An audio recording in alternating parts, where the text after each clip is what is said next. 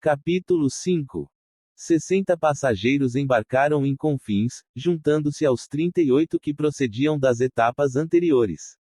Os que chegavam escolhiam seus assentos à vontade, pois os tickets de embarque não estabeleciam lugares. Os primeiros a entrar foram os japoneses, trazidos diretamente da sala VIP. Sentaram-se na primeira fila. Shiba, no lado esquerdo, poltrona do corredor. Komatsu e Yoda, no lado direito, deixando vazio o assento entre os dois. Os outros passageiros entraram logo depois. Ao pôr os pés no corredor do Boeing, Ditzel surpreendeu-se ao ver os japoneses. Conhecia-os havia muito tempo. Yoda era particularmente importante para a companhia Vale do Rio Doce. Na Kawasaki, era ele quem decidia sobre compras de minério de ferro. Ditzel cumprimentou-os efusivamente, mas logo percebeu que, parado ali, impedia o acesso de outras pessoas aos seus lugares. Não quis sentar-se com os japoneses, para não ser grosseiro com os alemães, abandonando-os. Entretanto, prometeu a Yoda que, durante o voo, viria conversar com ele. Com exceção do casal Petmec, que foi para os fundos da aeronave, os alemães e seus acompanhantes brasileiros se distribuíam por lugares na parte dianteira. Caju Pieper e o casal Borgardes acomodaram-se na 10ª fila. Francisco Povo assentou-se na 9ª. Bernardo e Marialice SZ Pigel ficaram nas imediações, assim como Ditzel, que voltou a juntar-se à comitiva. Lá na frente, o japonês Shiba distraía-se prestando atenção aos que entravam. Viu quando um homem baixo, moreno e muito forte, assemelhando-se a um índio, passou ao seu lado. Tinha um olhar ameaçador. Mas logo a atenção de Shiba se desviou para outro passageiro, também moreno, parecendo ser de algum país do Oriente Médio, que pediu licença e sentou-se na poltrona da janela, à sua esquerda. Raimundo Nonato escolheu um lugar na 3ª fila, poltrona 3C, de corredor. Angelão, que fora até a popa pegar água e aspirina para uma passageira, ao retornar com o medicamento deu bom dia ao moço atarracado. Recebeu como resposta apenas um olhar gelado. O comissário Ronaldo Dias também registrara o rapaz moreno, por ter sido o único a não responder ao seu cumprimento de boas-vindas. Em vez de pôr a mochila no bagageiro, ou de guardá-la sob o assento, Nonato, após sentar-se, manteve-a firme no colo. A maneira estranha como ele a segurava captou a atenção de Amaury Lage, que se sentara 5 filas atrás e levantara-se para tirar o paletó. Lage notou ainda que a roupa jeans do outro estava esgarçada nos punhos e na gola.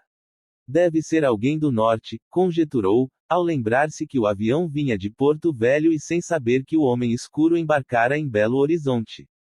Quem sabe, algum garimpeiro, trazendo diamantes, continuou divagando.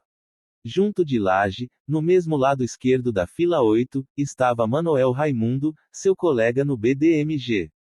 Os outros executivos do banco sentaram-se por perto, Cláudio Diniz, Márcio Mourão e Renato Rezende, na fila 7.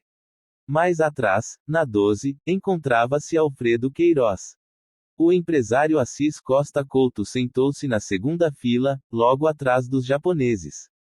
Enquanto aguardavam o término do embarque dos passageiros, Murilo, Vangelis e Renyi continuavam jogando conversa fora, num papo típico de aviadores. E aí, quando é que você sai solo no comando do 200? Um dos pilotos perguntou ao tripulante extra. Qualquer dia desses. Já estou no fim do treinamento. E vocês, estão vindo lá de cima, dormiram onde? Em Cuiabá. Depois que o chefe de equipe informou que o embarque fora completado, e que a porta estava fechada e travada, os pilotos solicitaram o pushback.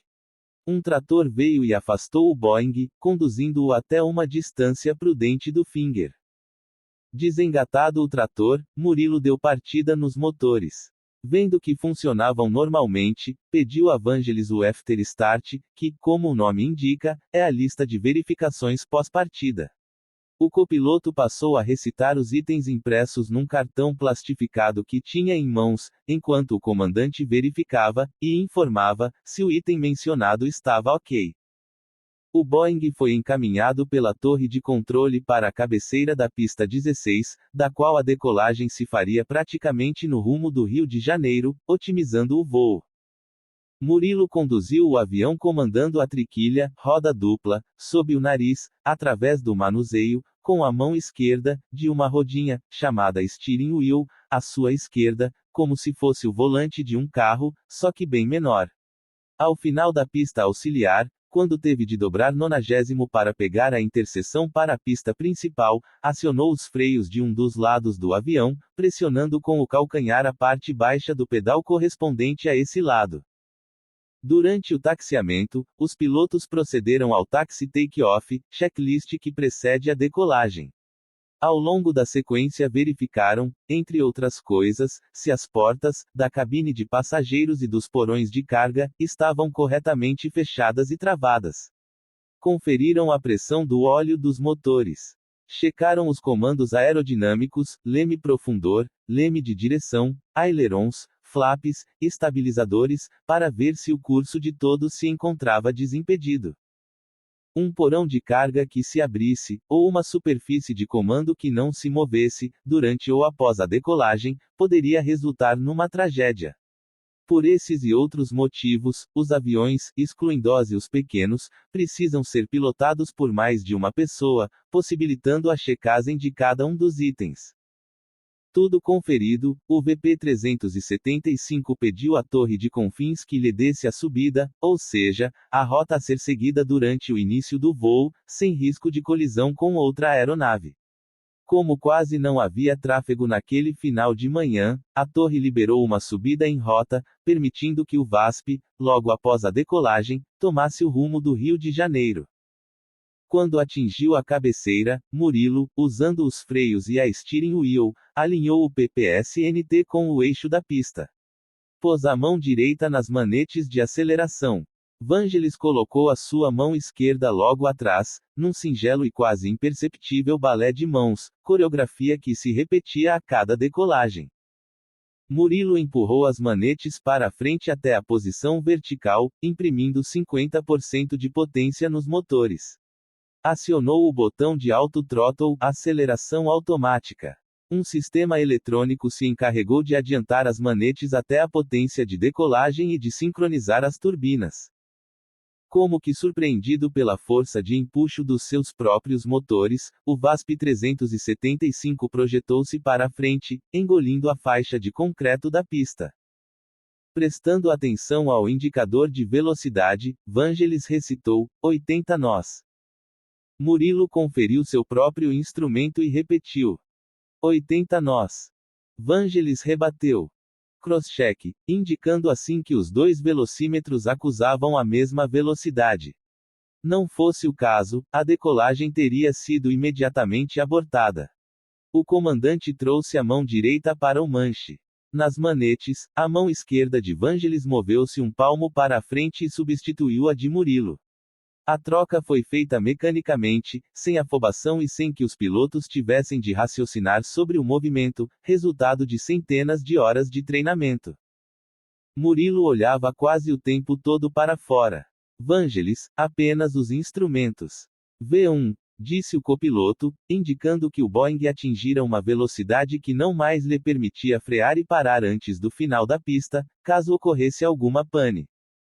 O comandante tirou o olho da pista, verificou o instrumento e repetiu, V1. Crosscheck, informou Vangelis, para logo depois assinalar, rotate, significando que o VASP-375 atingira a velocidade de decolagem. Rotate, respondeu Murilo, depois de checar o indicador de velocidade. Crosscheck, confirmou o copiloto. Só então o comandante puxou o manche e descolou a aeronave do chão. Eram 10h52 da manhã. Com 7 minutos de atraso, o Boeing 737 da VASP, modelo 300, prefixo PPSNT, com 98 passageiros, lotação quase completa, e 7 tripulantes decolou para o Galeão, cumprindo, ao mesmo tempo, a ponte aérea Belo Horizonte-Rio de Janeiro das 10h45 da manhã e a última etapa do voo 375, que se originara em Porto Velho naquela madrugada. Na poltrona 3C, Raimundo Nonato apalpou sua mochila e sentiu a saliência arredondada do tambor do revólver.